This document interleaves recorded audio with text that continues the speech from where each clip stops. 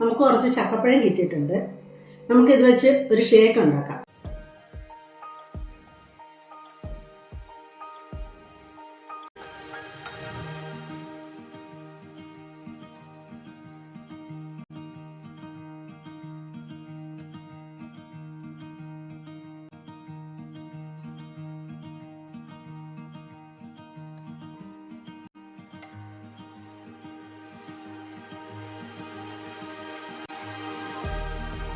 അപ്പോൾ നമ്മുടെ ഷേക്ക് ഇവിടെ റെഡി ആയിട്ടുണ്ട്. നമുക്കിതൊരു ഗ്ലാസ്സിലേക്ക് പകരാം.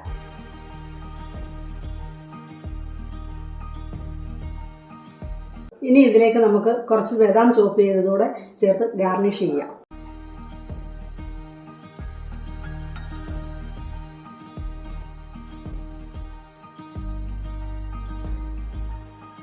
നമുക്കിതിലേക്ക് കുറച്ച് തേനൂടെ ചേർക്കാം.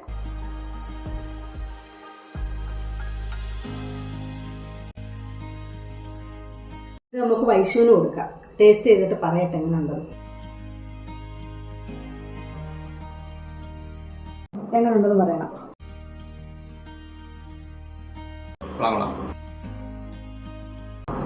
നല്ല രസമുണ്ട്. Thank you. വെൽക്കം.